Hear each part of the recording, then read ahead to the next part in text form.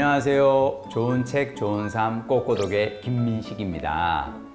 자, 우리가 가장 두려워하는 노화로 인한 질병, 나이 들어서 생기는 자연스러운 현상이라고 생각하는데요. 실은 그게 평생 살아가는 생활 방식이 만들어낸 결과랍니다. 자, 그렇다면 오래도록 젊음을 유지하기 위해 어떤 생활 습관이 필요할까요? 우리 안에 있는 가장 오래된 존재인 장내 미생물을 잘 돌보는 것이 건강하게 사는 비결이랍니다. 우리 몸속에 있는 박테리아가 체중, 피부 상태, 관절염이나 암, 알츠하이머 병에 이르기까지 많은 부분에서 중요한 역할을 한다고요. 오래도록 젊음을 유지하고 건강하게 죽는 법, 장수의 역설, 스티븐 R. 건드리 지음, 박선영 옮김, 이용승 감수, 브론스테인. 세계적인 심장 전문의 스티븐 건드리 박사는 이 장수의 비결을 찾기 위한 연구를 하다가 노화에 대한 역설을 발견합니다. 우리가 젊음을 유지할 수 있는 비결은 바로 인간과 관련이 없는 고대 유전자에서 나온다는 사실을요. 건드리 박사는 장내 미생물군 유전체, 마이크로바이옴의 중요성을 지적하는데요. 젊고 건강하게 잘 늙기 위해 장내 미생물을 잘 돌보고 미생물이 필요로 하는 것을 제공해야 합니다. 내가 아니라 장내 유익균을 위해 먹어야 합니다. 어떻게 먹을 것인가? 시간의 간격을 두고 먹어야 합니다. 장내 유익균은 우리와 함께 수십만 년 동안 진화해 왔어요. 자, 그 기나긴 시간 동안 식량이 부족한 추운 겨울도 견디고요. 밤에는 기나긴 공복 상태도 견뎌야 했죠. 자, 현대를 살아가는 우리는 1년 365일 낮이나 밤이나 모든 종류의 음식이 풍부해서 우리 몸을 리셋할 수 있는 자연적인 기회가 사라져 버렸어요. 자, 건강하게 오래 살려면 이 주기를 다시 찾아야 합니다. 전날 저녁 식사와 다음날 아침 식사 사이의 간격을 늘려줌으로써 생존에 필요한 중요한 유전자를 활성화하여 건강 수명을 연장시킬 수 있습니다. 자, 나이 들어갈수록 우리 몸의 근육량은 줄어들고요. 대신 지방이 늘어납니다. 체중을 잃은 대신 탄력 없는 몸을 얻게 되죠. 근육은 어떻게 만들어질까요? 근육은 인슐린의 고객입니다. 인슐린은 모두가 좋아하는 당분을 집집마다 팔러 다니는 방문 판매원이에요. 우리가 당분이나 단백질을 먹으면 인슐린은 근육 주위를 돌아다니며 문을 두드리며 물어봅니다. 저기요, 혹시 배고프신 분? 배가 고픈 근육들은 네, 저요 하면서 그 당분을 먹죠. 자, 이렇게 되면 인슐린에게는 일하기 좋은 하루입니다. 자, 근데 근육이 배가 고프지 않으면 판매원이 와도 문을 열어주지 않아요. 그러면 인슐린은 판매를 늘려달라고 본사에 도움을 요청합니다. 자, 우리 몸은 재빨리 인슐린을 더 많이 만듭니다. 하지만 근육이 여전히 배가 고프지 않아서 당분을 사지 않아요. 이렇게 되면 인슐린은 판매를 포기하고 하루를 마감합니다. 남은 제품은 어떻게든 처리해야 되니까 근육이 언젠가 배가 고플 때를 대비해 남은 당분을 지방으로 전환합니다. 근육을 배고프게 만드는 것이 중요합니다.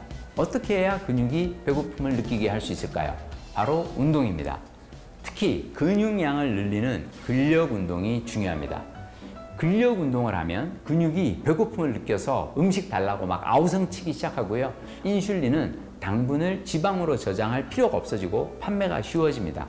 인슐린을 보충해야 할 필요가 없어지면 인슐린 수치가 떨어지고 지방도 줄어듭니다.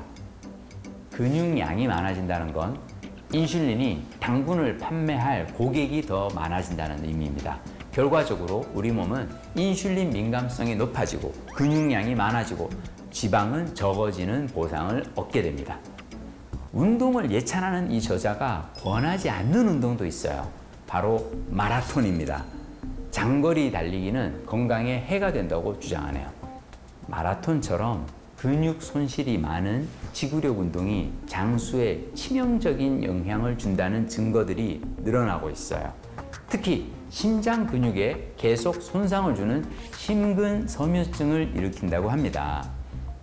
심장외과 의사로서 마라톤을 하는 환자들을 많이 본 저자가 하는 말, 일시적 스트레스는 우리 몸에 긍정적인 효과를 주지만 장거리 달리기는 심장에 너무 오래 많은 스트레스를 준다고요. 자, 마라톤을 하면 혈액이 전부 근육으로 몰려서 위장에 혈액이 부족해지는 장내 허혈이 생기고요. 장누수로 이어져 마라톤 시합 참가자는 2주 동안 면역계가 완전히 망가집니다. 소화 기능도 엉망이 되고요. 장을 챙기기 위해서라도 마라톤 풀코스 도전은 삼가해도 좋을 것 같아요.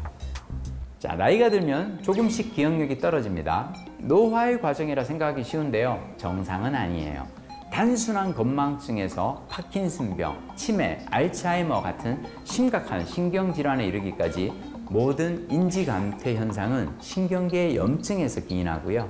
염증은 장에서 시작합니다. 염증이 시작된 곳이 장이므로 염증을 막을 수 있는 곳도 장입니다. 장내 미생물과 뇌가 직접 관련된다는 증거가 많아서 의학자들은 이제 장을 제2의 뇌라고 부르는데요. 저자는 그 말에 동의하지 않는답니다.